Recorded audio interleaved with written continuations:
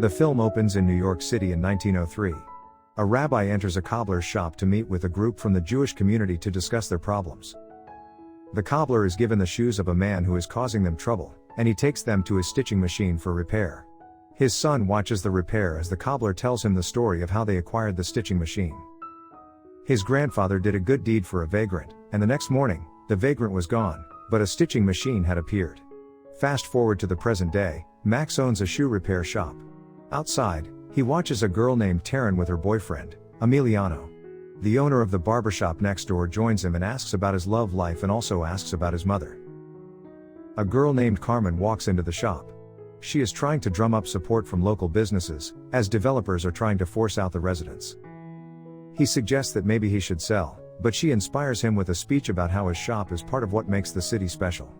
She gives him a leaflet and asks him to get involved in a protest supporting an old man named Mr. Solomon, who they are trying to evict from his home.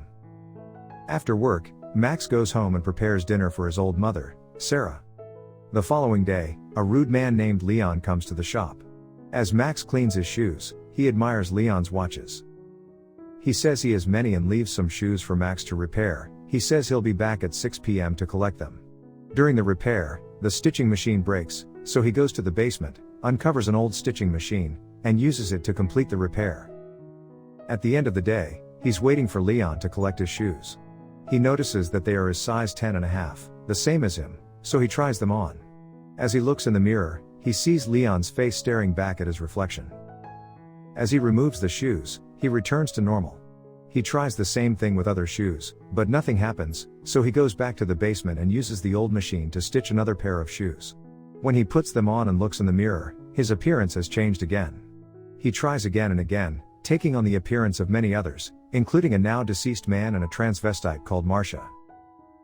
The following day, he returns some shoes to a news reporter named Danny Donald from the news who leaves him with his card. Max tries out his new ability. He walks into Jimmy's shop and isn't recognized. He wears the shoes of an Asian man and hangs out in Chinatown. He eats in an expensive restaurant, changes shoes in the bathroom, and leaves without paying. He steals the shoes from a man with a nice car and then retrieves his car from the valet. When he arrives home that night, Sarah asks about his day. He asks her if she could do anything she wanted. What would it be? She says it would be to have dinner with his father once again. His father, Abraham, left them some years ago. He goes to the closet and takes some of his father's shoes. The next day, Taryn comes into the shop with Emiliano's shoes for repair. He uses the stitching machine and impersonates her boyfriend. He goes to a bar to pick up girls, but when he leaves with one and tells her that he lives with his mother, upon hearing this, the girl leaves him. Max sees Emiliano outside his apartment and slips off his shoes quickly. As Emiliano leaves, Max rings the doorbell, and Taryn lets him in. She asks him to join her in the shower. Then, he eagerly starts to take off his clothes until he realizes that once he takes off even one shoe, he will no longer be Emiliano, so he leaves. At home, Sarah is watching a TV report hosted by Danny. It features Carmen and Mr. Solomon at the protest. The next day, Max runs into Carmen on the street. She asks him again to get involved. Later, disguised as a kid, he watches her in her office. He finishes stitching his dad's shoes, puts them on, and looks in the mirror. That night, Sarah is all dressed up and ready for dinner. Max walks into the room disguised as Abraham and spends the evening with Sarah. He puts her to bed, says goodbye to his father's reflection, then puts the shoes back in the wardrobe. The following morning he discovers that his mother has passed away. At the funeral, Jimmy tells Max that he was a good son. Leon finally returns to the shop to collect his shoes. He is very insensitive concerning Max's mother's death. Max asks for the ticket that Leon has lost. Leon demands he finds his shoes before tomorrow, or he'll be reunited with his mom. Using several pairs of shoes to disguise himself, Max follows Leon down the street. On the way, Leon threatens some men in a shop before returning to his apartment. Max waits outside, and when Leon leaves, he disguises himself as Leon and knocks on the door. Leon's girlfriend Macy answers.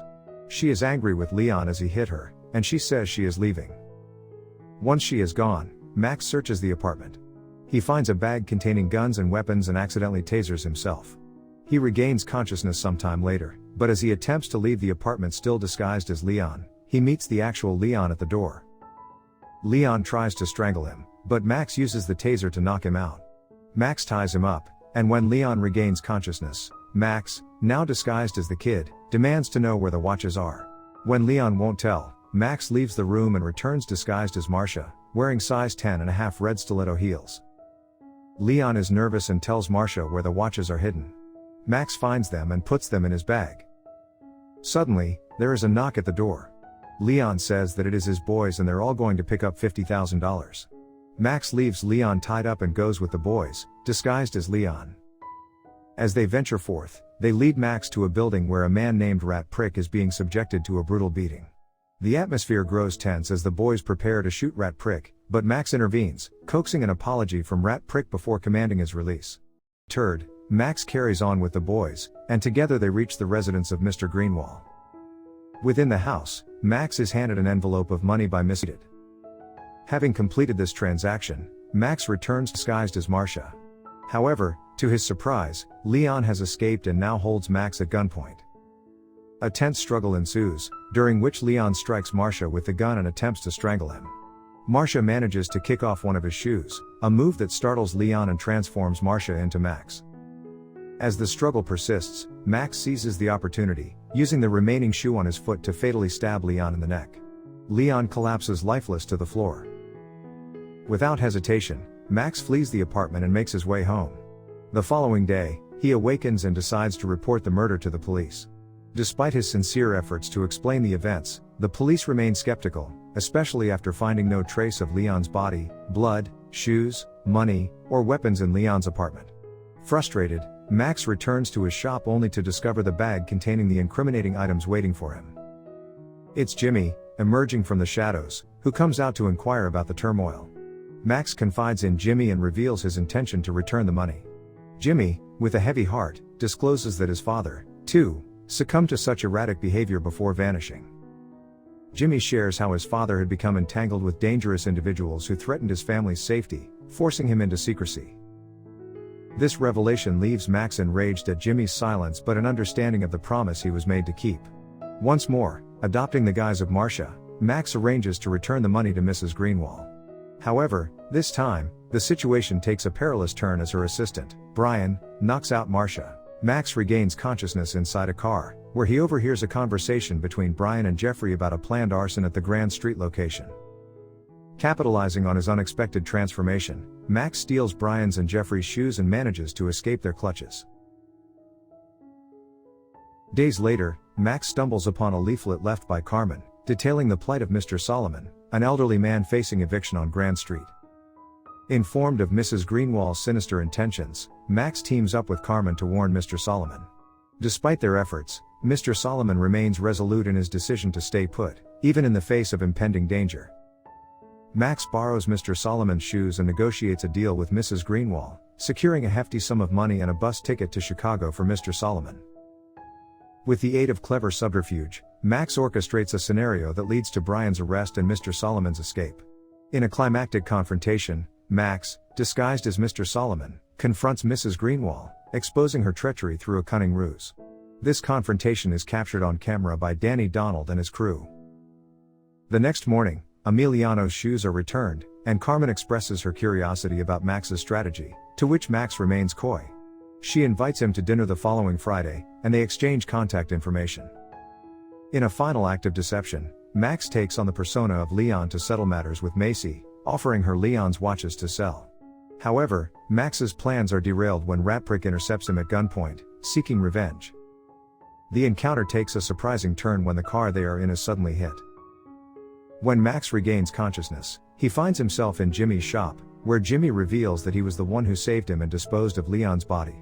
After an emotional reunion, Max learns the truth from his father, Abraham, about their family's secret mission. They embark on a new journey, leaving behind a room filled with a multitude of shoes, symbolizing their commitment to aiding others.